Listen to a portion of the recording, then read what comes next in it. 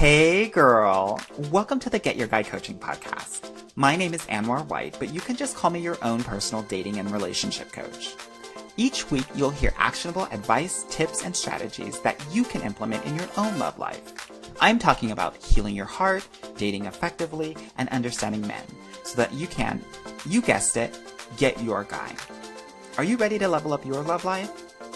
All right, let's go.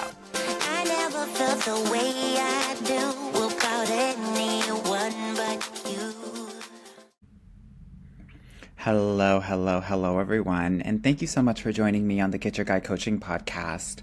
I wanted to talk today, and this is a solo episode, about why I'm a dating coach for women of color, specifically Black women, because Black women have unique challenges that no other set of women have. And so because those unique challenges are so prevalent and oftentimes difficult to navigate, it requires a different or more intense amount of work to get us to the place where we want to be and achieve our love goals as a Black woman. So I'm going to go over the things that I've observed as a dating coach for 13 years that is why it is difficult for women, Black women, to get their guy and thrive in love. Okay? And, take what resonates with you and throw away the rest. Sometimes I make these lists and people are like, that's not me, so you're not right. No, girl. It's not for everybody, but I'm pretty sure that many of you, if you're a Black and also a brown woman, will resonate with quite a bit. Okay? So let's get started. So the first one is vulnerability. As you've heard me say on this podcast a million times, vulnerability is a superpower in love. And if you're not able to have that vulnerability, it's going to be really difficult for you to, one, deeply connect with men, and two, evaluate whether men are going to be emotionally available and sensitive for you or not. But oftentimes, we are brought up and raised to be stoic, to be perfect, to not have emotions.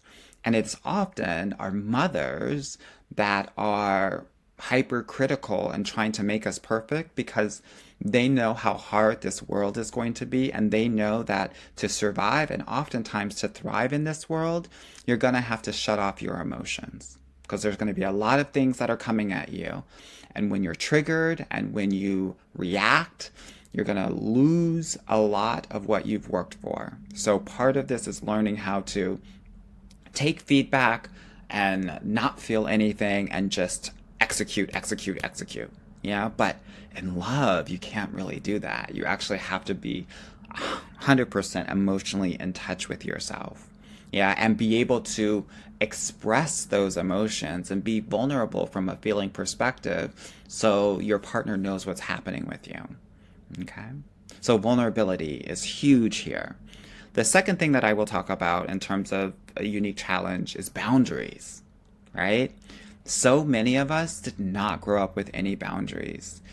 We didn't have any privacy. We could not say no. We could not talk back. We had to eat all of our food. We had to go to church. We had to keep our doors open when our parents told us to. Like, we were never able to say no or, hey, this is what I want.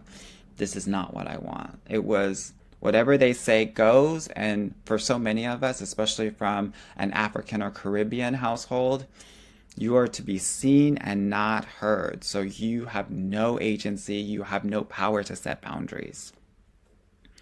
The way that this translates into your adult romantic relationships is when the time comes to actually date and to be in a relationship, you're not going to know how to set boundaries. Or you're going to try to set boundaries and set them in a way where you're reacting and you're coming from an emotionally charged place, and oftentimes being aggressive and judgmental instead of setting boundaries, which is only going to be met with judgment or not judgment, but defensiveness. And so boundaries can become confrontational.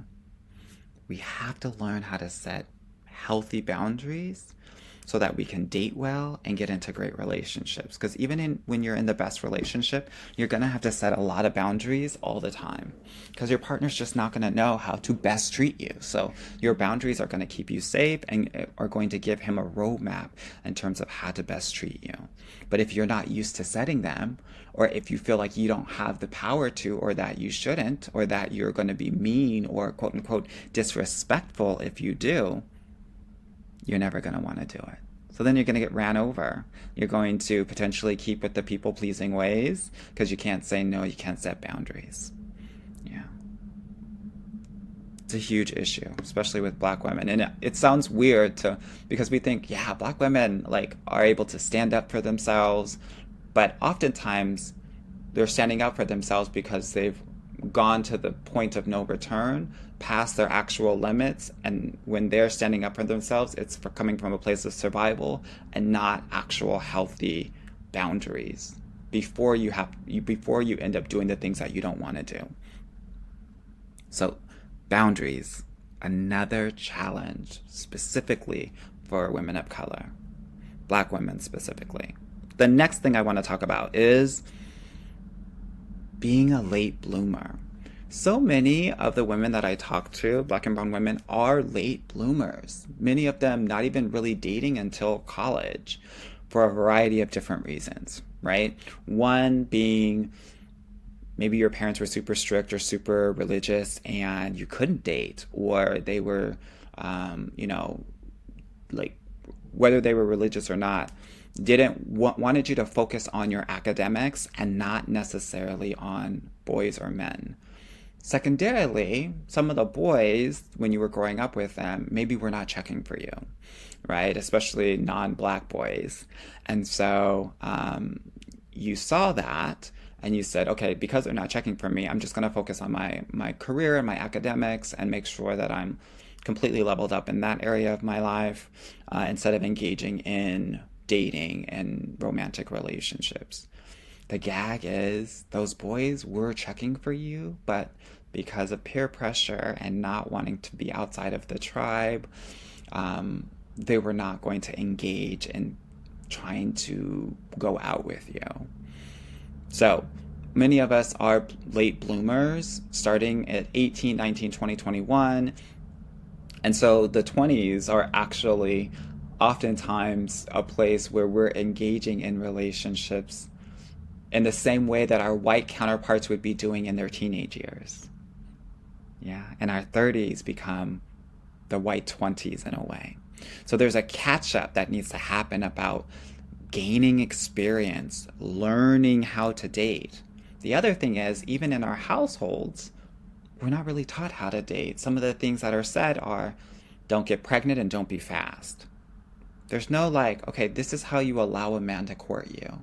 This is how, these are some of the boundaries you should have. These are some of the red flags you should look out for.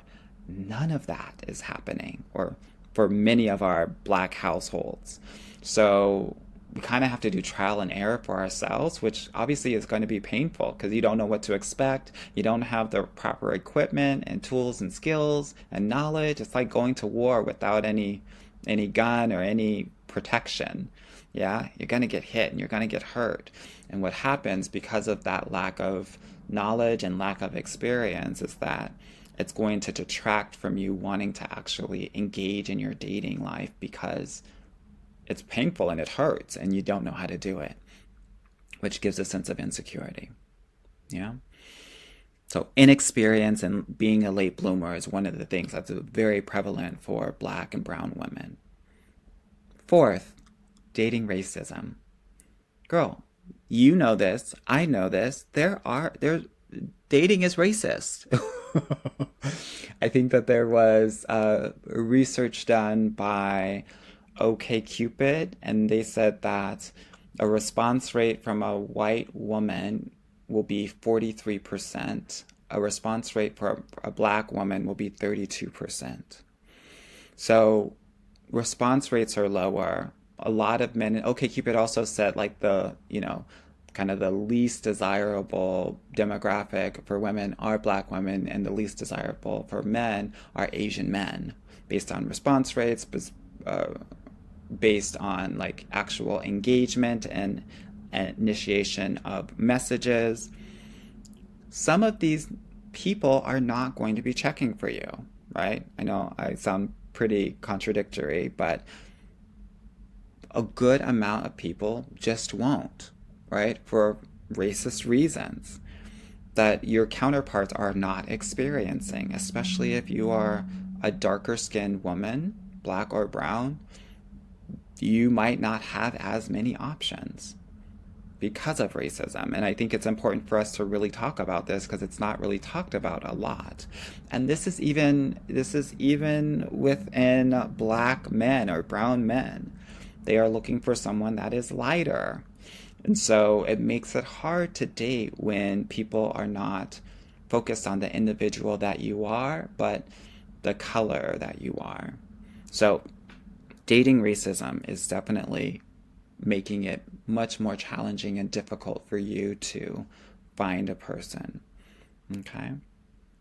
The other thing that I will say, the fifth thing that makes dating really challenging for a woman of color, specifically a black woman, is not being able to be themselves. So many times, black women have to be chameleons. I say it so often that they have to split themselves. They have to be one way at work, one way with their family, one way with friends, one way with men or women or in their dating lives. Part of my work is bringing all of those split parts together so that they can show up as their full authentic self everywhere.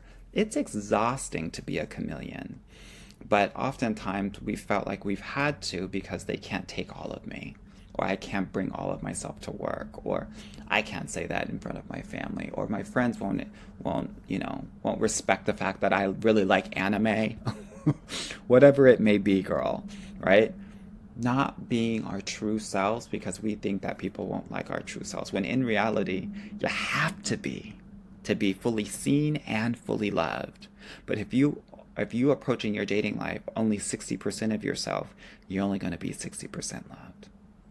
So part of this work is learning how to be confident in yourself and to show all parts of yourself, not just the parts that you think that other people will like. Okay?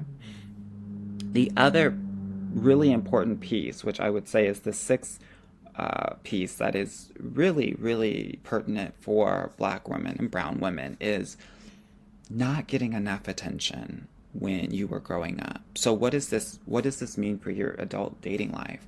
Well, oftentimes we were either brought up by single parents, or because of the wage gap, both of our parents had to work.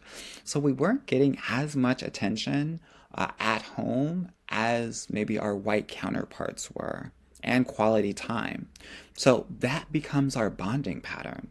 Like this expectation that we are okay with even a little bit, crumbs, versus nothing at all. So when we do engage with people that are giving us attention, we're actually gonna be more apt to hold on to them and grasp onto them and not let them go, even if they aren't behaving in the way that you want them to, because that thirst for attention outweighs how they're treating you. It's a very important point, because this is also something that's not really talked about. And if we combine some of the things that I've already mentioned here, that attention means so much more for black and brown women. But we still have to be able to outweigh how we're treated versus the attention. And not a lot of women are able to do that at this moment. It takes a mindset work, it takes boundary work, but this notion of not getting as much attention growing up, and that creating our bonding pattern as normal and familiar, will allow you to lean into such relationships. We have to create a new threshold for that. Okay? The next point that I want to talk about, and this is the seventh point, is so about masculine energy. So many women of color are in their masculine energy. And this is often because our mothers and our grandmothers were in their masculine energy because they had to be to survive. They had to do the things that needed to be done. They didn't have the luxury of being in their feminine energy. So what that meant was that they became the model for what a woman is for you. When in reality, part of attraction and part of being in healthy relationships is having a healthy level of masculine and feminine energy. Many of the women of color that I work with, especially smart and successful women, are kind of over-indexing in masculine energy and under-indexing in feminine energy. And so my work is kind of to recalibrate that so they both become to a healthy level. If you're in your masculine energy, it's going to be very difficult for you to attract and be with a masculine energetic man. Relationships are about complements, not about clones. So if you want a masculine energetic man, and most women that I talk to too, you got to learn how to be in your feminine energy, which means doing the things that feel weak and powerless and out of control. So like being vulnerable, setting those boundaries, asking for help, being complimentary, being accepting versus judgmental, being that emotional support. Those are kind of the foundations of feminine energy. Feminine energy is not giving. I just want to clarify that. We've seen so many of our mothers and our grandmothers self-sacrifice themselves, and we think that because they gave everything to us, that's what being in our feminine energy is, but it's not. Giving is providing, and providing is a masculine energetic trait. Receiving, allowing, accepting is the feminine energy. So a lot of my work is helping my clients learn how to do that. Okay. So that was number 7. Number 8 is, and I got a lot of flack for this a couple of months ago, and all of the black men were really upset with me on the internet, on the World Wide Web, as my grandmother would say, this toxic loyalty to black men. I know that, well, the numbers say it, right? 90% of black women are getting with black men, whereas only 75% of black men are getting with black women. There is a toxic loyalty to black men, even if they're not fully checking for you and dating outside of your race at almost triple the rate. And so part of what black women need to do is to date everyone. I'm not saying not date black men. What I am saying, and I have a podcast episode about this, about the case for dating everyone, is that you make it so much harder for yourself when you just exclusively date black men. In America, that's 13% of the population. So you're eliminating 87% of the men out there. Roughly 9 out of 10 guys you're not even going to look at. Of course it's going to be really hard for you. Of course. Now, I've run the numbers, and when you just date black men, and we're looking at men that are going to be ready for a relationship, it's going to be 1 out of 50. So it makes it really difficult. Versus if you date all men, you're looking at 1 out of every 7 guys that are going to be ready for a relationship. I'm interested in the guy that treats you the best. I'm not interested in what it looks like. And I'm hoping that as time goes on and as you continue to listen to this podcast, that you are doing the same. Because, and I'm not saying it's impossible to get with a great black man. I'm just saying it's much more difficult. They are less educated than black women. Single black men are making less than single black women. So they are self-actualizing at a rate that takes a longer amount of time. So they're getting married at an older age because they're not there financially. So part of this work is opening up and widening our net so that we can find the guy that's great for us right now, instead of having to wait for these black men to choose us when they're ready. The other thing is there's a gender ratio that is completely off. There are a lot of DL gay men. There are a lot of black men that are incarcerated and straight up dead. So for every 100 black women, there are 88 black men. So you're already playing the choose me game when you focus just on black men. This is why places like Atlanta and DC are really difficult to date in, as well as Houston. The gender ratio is off. So what happens is that you get a lot of these poly relationships because men have such a choice and they don't have to settle down because of the paradox of choice, especially these black men I'm talking about. So we gotta widen this net of ours and not be toxically loyal to black men. Again, I want you to find your love. I don't care what package it's in, and I hope that you are focused on that as well. Okay? The last thing that I will talk about is something that also is not really talked about a lot, but something that's really important, which is there is a subconscious familiarity with narcissism if you are a black woman. Why do I say this? Many of our black moms are narcissistic. And again, this is based on trauma. I'm not coming for your mom. What I am saying, and one of the reasons why she couldn't express her emotions and she was super highly critical of you, was because of the trauma that she had, which later translated into and transformed itself into narcissism. Okay? The other reason is because of the patriarchy. Whether it's conscious or unconscious, there is a narcissism within the patriarchy, the way that men treat women. And you've experienced it in the classroom or at work, where men are speaking over you or trying to mansplain. There's a level of narcissism and superiority or supremacy there in the thought process. So subconsciously, there is a level of familiarity with how one is to be treated. The other thing that I will talk about is racism from white people, right? White supremacy is narcissism as well. So you have all of these different relationships surrounding you that are narcissistic in nature. It does something to the subconscious, and it makes you think that this is, again, normal and familiar. And this is how relationships generally go. So you are going to be more apt to enter into these relationships than other racialized groups of women. So part of this work, again, is boundaries and getting really clear about how you want to be treated and being able to step away from those relationships that don't treat you in the way that you want to be treated, which is difficult because a lot of us feel stuck in these relationships that are narcissistic in nature, but you don't have to be. Okay? So I've given you a lot here. And if you're a black woman, I know that I've given you a lot here, but I think it's really important for us to understand, why is it so hard for a black woman to date, and why I'm a dating coach specifically for black women.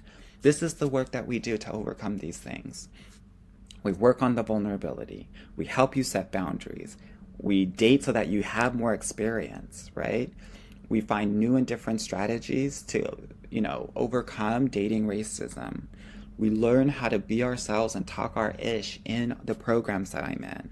We learn about what our true relationship needs are so that this attention thing doesn't take hold of us.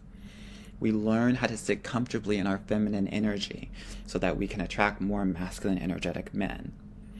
We are focused on dating everyone in my program so that we can have the highest probability of finding our mate versus just hyper-focusing on one specific demographic.